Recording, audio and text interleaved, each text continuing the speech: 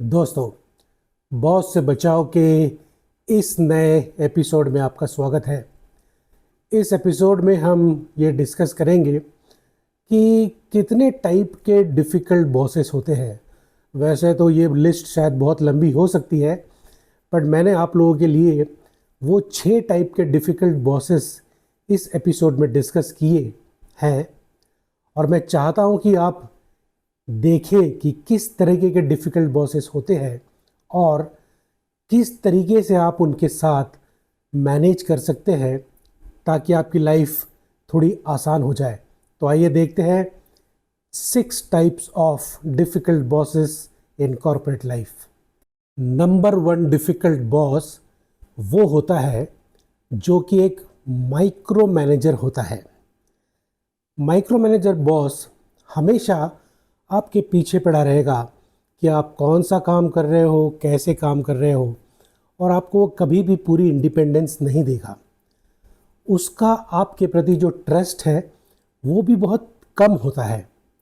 इसके अलावा एक माइक्रो मैनेजर बॉस हमेशा एक तरीके का परफेक्शनिस्ट होता है और वो चाहता है कि आप उनका दिया वो हर वो काम उन्हीं के तरीके से करें। अब अगर आपको ऐसा माइक्रो मैनेजर बॉस मिलता है तो आप उसको कैसे हैंडल कर सकते हैं। पहले तो आप हमेशा इस बात के लिए तैयार रहिए कि ऐसा बॉस क्या एक्सपेक्ट कर सकता है आपके साथ। उसे किस टाइप के रिपोर्ट लगते हैं या किस तरीके के अपडेट लगते हैं। इससे पहले कि ये बॉस आपसे कुछ मांगे, आपको वो अपडेट पहले ही दे देना चाहिए। इसके अलावा आपके लिए बेहतर होगा कि आप जो भी काम इनके साथ करते हैं उसे प्रॉपरली डॉक्यूमेंट कीजिए ताकि वो कहीं लिखित रूप में आपके पास हमेशा रहे। इसके अलावा अगर आप इनके तरीके से धीरे धीरे काम करना शुरू करेंगे तो जो ट्रस्ट फैक्टर है वो एक्चुअली धीरे धीरे बढ़ता जाएगा। तो आपको अपने कॉर्पोरेट लाइफ में बहुत सारे माइक्रो मैनेजर बॉस मिलेंगे, बट आप उनको मैनेज कर सकते हैं। नंबर 2 डिफ़िकल्ट बॉस वो होते हैं जो आपके कामों की क्रेडिट ले लेते हैं। इनको कहते हैं क्रेडिट स्टीलर बॉस। तो जैसे ही आपने कोई अच्छा आइडिया दिया, वो हो सकता है कि आगे इस तरीके से पेश कर दे कि वो आपका नहीं, आपके बॉस का है। आपने जो अच्छा काम किया है या जो आपने क्रिएटिव एफर्ट दिया है उसको वैसे तो लोग एक्नॉलेज करेंगे नहीं, और हो सकता है कि मीटिंग्स या प्रेजेंटेशन में स्पेशली जो टॉप मैनेजमेंट को मीटिंग होता है वो आइडिया आगे ऐसा चला जाए कि वो एक्चुअली आपके बॉस ने किया है। ऐसे बॉसेस को खुद को बहुत ज़्यादा विजिबिलिटी की ज़रूरत पड़ती है, लेकिन जब कोई चीज़ ठीक से काम ना करे तो ये अचानक दूसरी साइड चले जाते हैं। तो ऐसे बॉस को आप कैसे हैंडल करेंगे? सबसे पहले तो जो भी आपका कंट्रीब्यूशन है और जो आपने बहुत मेहनत से कोई प्रिपेयर किया है उसको आप हमेशा ईमेल में या प्रोजेक्ट अपडेट्स में या प्रेजेंटेशंस में इस तरह इंक्लूड कीजिए कि बाकी सब टीम मेंबर्स को और बाकी जितने भी मैनेजमेंट हो उनको ये हमेशा पता लगे कि ये एक्चुअली आपका आइडिया था।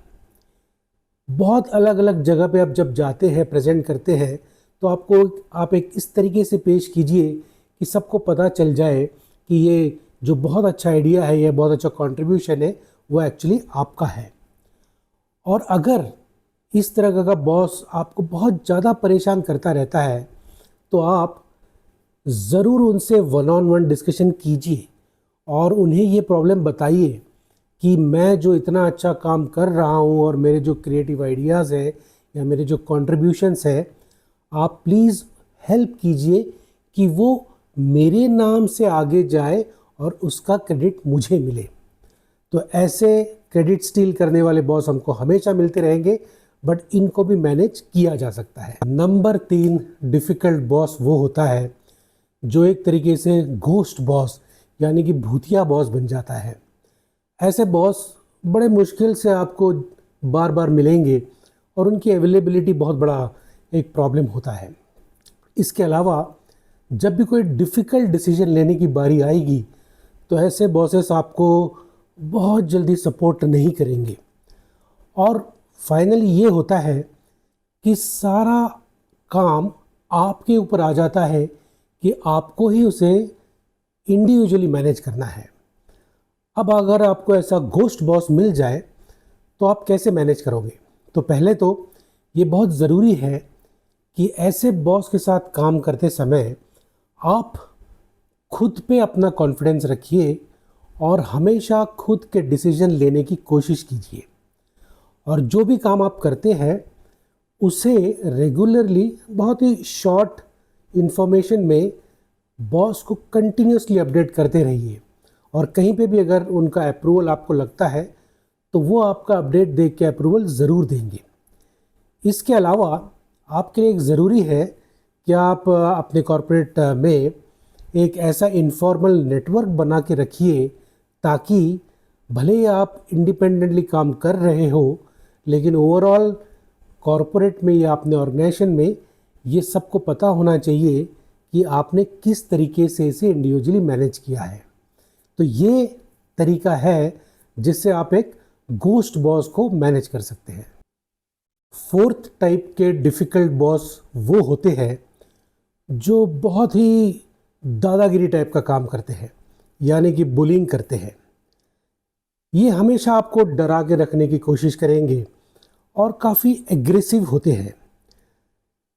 इन्हें ये एक आदत होती है कि ये आपको कहीं भी किसी भी अदर टीम मेंबर्स के सामने डांट सकते हैं। इसके अलावा इन टाइप के बॉसेस की वजह से जो एक कल्चर बन जाता है वो हमेशा एक डर का माहौल हो जाता है।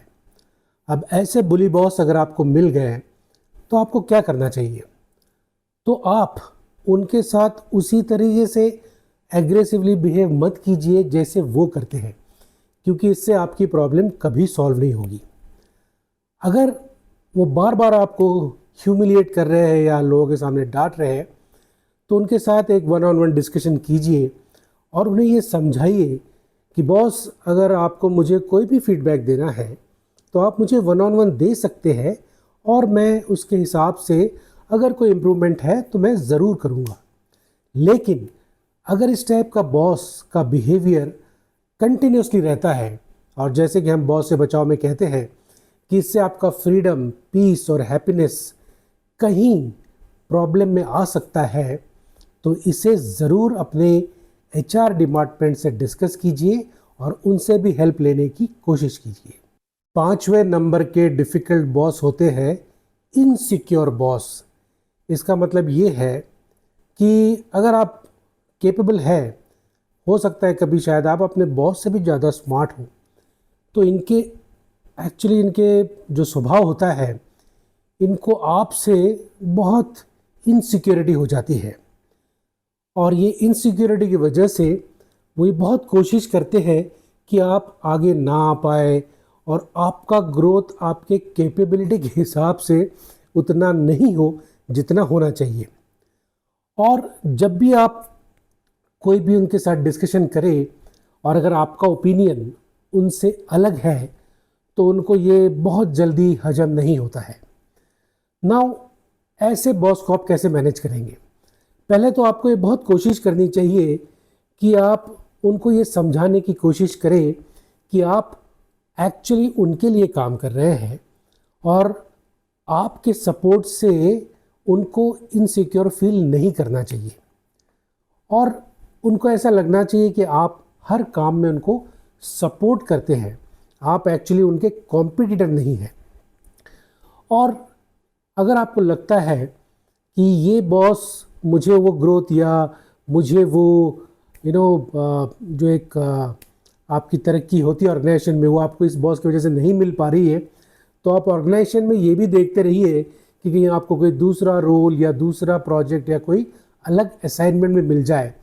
बिकॉज जो इनसिक्योर बॉस होता है वो बहुत जल्दी से बदल नहीं पाता है। तो इस तरीके से आप एक इनसिक्योर बॉस को मैनेज कर सकते हैं। 6वें टाइप के यानी कि जो 6th type of difficult boss होते हैं उन्हें कहा जाता है मूड स्विंग बॉस। इसका मतलब ये है कि वो बॉस कब कौन से मूड में रहेंगे ये आपको कभी समझ में ही नहीं आएगा। इसके वजह से उनका जो रिएक्शन होता है या आपकी तरफ जो एक डिसीजन मेकिंग होता है वो मूड के ऊपर डिपेंड करता है। अगर आप अच्छे मूड में हैं बॉस तो अच्छे से बात करेंगे, और अगर अच्छे मूड में नहीं है तो उनका बिहेवियर बहुत ही अनप्रिडिक्टेबल हो जाता है। और जब आप इस तरीके के बॉस से काम कर रहे हैं तो आपको ये बहुत ज़रूरी है समझना कि इनका पैटर्न क्या है। तो आप उनके मूड को देख के उस तरीके से उनके साथ काम कीजिए। और ये जो बॉस है बहुत इमोशनल होते हैं, तो आपको इनके साथ बहुत ही न्यूट्रल बिहेवियर करना है ताकि इमोशंस कंट्रोल में रहे। और जितना आप इमोशनल डिस्टेंस मेंटेन करेंगे इनके साथ उतना आपके लिए फ़ायदेमंद होता है। तो आपने देखा कि वैसे तो आप बहुत बड़ी लिस्ट बना सकते हैं कि किस किस टाइप के बॉसेस होते हैं, बट हमने आपके साथ वो 6 टाइप के डिफ़िकल्ट बॉसेस डिस्कस किए जो जनरली आपको कॉर्पोरेट लाइफ में हमेशा मिल जाते हैं। बॉस से बचाव के इस एपिसोड में ये जो हमने डिफ़िकल्ट बॉसेस का एक लिस्ट आपके साथ शेयर किया है, मुझे लगता है कि इससे आपको थोड़ा बहुत फ़ायदा हुआ होगा। और मैं ये ज़रूर कहना चाहूँगा कि आजकल दुनिया इतनी बड़ी हो गई है और इतने ज़्यादा अपॉर्चुनिटीज़ हो गए हैं कि मोस्टली लोग एक जॉब में बहुत सालों तक काम नहीं करते हैं। तो अगर आपको ऐसे बॉसेस की वजह से कुछ ज़्यादा ही प्रॉब्लम हो रहा है और इससे आपका मेंटल वेलबींग या आपका हेल्थ या आपका जो ओवरऑल फ्रीडम, पीस, हैप्पीनेस सब एक साथ सफ़र हो रहा है, तो आप हमेशा अपने आप को अपडेटेड रखिए, अपने स्किल्स को बढ़ाते रहिए, अपने टैलेंट को रिफ़ाइन करते रहिए, क्योंकि इस दुनिया में इतने सारे अपॉर्चुनिटीज़ है कि आपको हमेशा कुछ ना कुछ इस दुनिया में मिलता ही रहेगा। लेकिन आपकी खुशी आपकी प्रायोरिटी होनी चाहिए। तो दोस्तों, ये हमारा आज का एपिसोड था। देखने के लिए धन्यवाद। जय हिंद।